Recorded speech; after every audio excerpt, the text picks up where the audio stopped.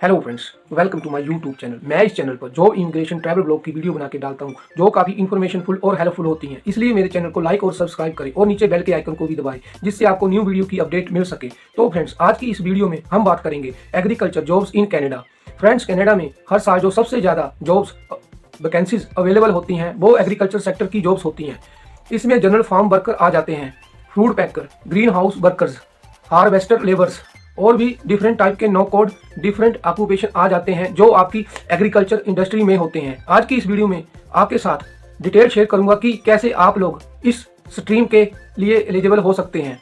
General farm worker या harvester labour में कैसे हायरिंग हो सकती है, किस प्रोग्राम के अंडर आप लोग अप्लाई कर सकते हैं और आपको किन किन रिक्वायरमेंट को पूरा करना जरूरी है। फ्रेंड्स, इसमें सबसे पहले इम्पोर्टेंट बात यह है कि इसमें आप अप्लाई कर सकते हैं टेम्परेरी फॉरेन वर्कर प्रोग्राम के under. Temporary foreign worker programme एक ऐसा प्रोग्राम है जिसमें आपको कनाडा का वर्क परमिट मिलता है। यह 2 साल का वर्क परमिट आपको मिल सकता है। यह वर्क परमिट रिन्यू हो सकता है। अगर आपका एम्प्लॉयर चाहे तो इसको रिन्यू भी करवाया जा सकता है। इस प्रोग्राम में आपका PR शामिल नहीं होता, यानी कि कनाडा की परमानेंट रेजिडेंसी नहीं होती। ये आपका सिर्फ वर्क परमिट है। जब आपका जॉब कॉन्ट्रैक्ट खत्म हो जाता है तो आपको अपनी कंट्री वापस जाना होता है। लेकिन इन 2 सालों में बहुत से ऐसे रास्ते आपके सामने आ जाते हैं। बहुत कम लोग ही कनाडा से वापस जाते हैं, कहीं ना कहीं उनकी सेटलमेंट हो जाती है। लेकिन लीगली आपको ये कॉन्ट्रैक्ट खत्म होने के बाद 2 सालों के बाद आपको अपनी कंट्री वापस जाना जरूरी होता है। गवर्नमेंट ऑफ कनाडा IRCC का official portal temporary foreign workers programme. Friends, temporary foreign workers programme के under different streams occupation categories आ जाती हैं। Express entry, global talent stream, academics, agriculture, caregivers और पोजिशनल इन क्यूबिक। लेकिन friends, आज हम agriculture jobs की बात कर रहे हैं। फ्रेंड्स, इस एग्रीकल्चर कैटेगरी में कुछ स्पेसिफिक ऑक्यूपेशन और नो कोड जो के एलिजिबल हैं। अगर आप इन नो कोड ऑक्यूपेशन के लिए जॉब्स अप्लाई करते हैं, टेम्परेरी फॉर वर्कर्स प्रोग्राम के अंडर अप्लाई करते हैं, तभी कनाडा जा सकते हैं। इसके अलावा किसी दूसरे नो कोड में आप एग्रीकल्चर स्ट्रीम के अंडर अप्लाई नहीं कर सकते। एग्रीकल्चर स्ट्रीम के under temporary foreign workers can be from any country, किसी भी देश से आप हों, इंडिया से, नेपाल, पाकिस्तान, बांग्लादेश, भूटान, अफगानिस्तान, श्रीलंका। आप लोग इस जॉब्स के लिए अप्लाई कर सकते हैं और टेम्परेरी फॉरेन वर्कर्स प्रोग्राम के अंडर जॉब अप्लाई करके आप कनाडा मूव हो सकते हैं। और इसमें एलिजिबल नो कोड ऑक्यूपेशन दिए गए हैं। वो नो कोड्स हैं 0821, 0822, 8252, 8255, 8431। ये NOC code general farm workers का नो कोड है। स्किल लेवल C की जॉब है। यह 8431 जनरल फार्म वर्कर्स।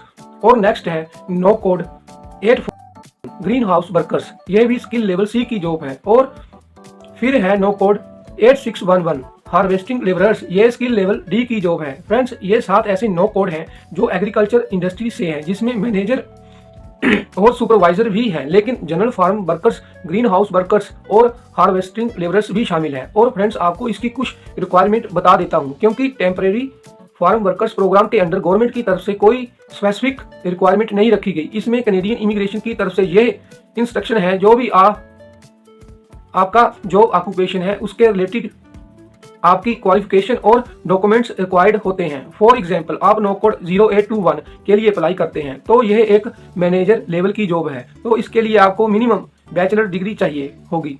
आपको IELTS की भी रिक्वायरमेंट भी पूरा करना पड़ेगी अगर इमिग्रेशन ऑफिसर डिमांड करता है। लेकिन नो कोड 8431, 8432, 8611 यह general farm, green house workers और हार्वेस्टिंग लेबरर्स की जॉब्स हैं। इनके अंदर अगर आपके एम्प्लॉयर की रिक्वायरमेंट नहीं है IELTS की, तो आपको IELTS की बिल्कुल जरूरत नहीं है। और अगर आपके एम्प्लॉयर की रिक्वायरमेंट एजुकेशन की है तो आपने एजुकेशन प्रूव करनी है। अदरवाइज इसमें अंडर मैट्रिक लोग भी अप्लाई कर सकते हैं, क्योंकि इस प्रोग्राम के अंडर यूजुअली एजुकेशन की कोई रिक्वायरमेंट नहीं होती। लेकिन जो जेन्युइन चीज़ है वो ये है कि इसमें आपको IELTS और एजुकेशन की जरूरत नहीं है।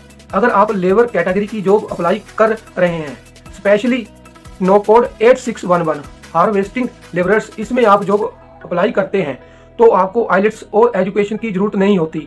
अगर आपका एम्प्लॉयर डिमांड करता है तो आपको फिर ये चीज़ें प्रोवाइड करनी होगी। और फ्रेंड्स, इस प्रोग्राम की रिक्वायरमेंट में LMIA की ज़रूरत होती है एम्प्लॉयर को, और अक्सर एम्प्लॉयर LMI की तरफ नहीं जाना चाहते क्योंकि ये बहुत एक्सपेंसिव प्रोसेस होता है। इसकी फीस ही $1000 है। लेकिन ये जो 7 नो कोड हैं एग्रीकल्चर जॉब्स के लिए इनके लिए कैनेडियन गवर्नमेंट LMIA की फीस को ख़त्म कर दिया है।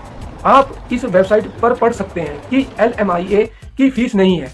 इन स्पेसिफिक नो कोड के लिए कोई भी एम्प्लॉयर आपको हायर करता है, आप उसको बोल सकते हैं कि आप टेम्परेरी फॉरेन वर्कर्स प्रोग्राम के अंडर हायर होना चाहते हैं और इस प्रोग्राम के अंडर एम्प्लॉयर को फीस पे नहीं करनी होती LMIA अप्रूव कराने में।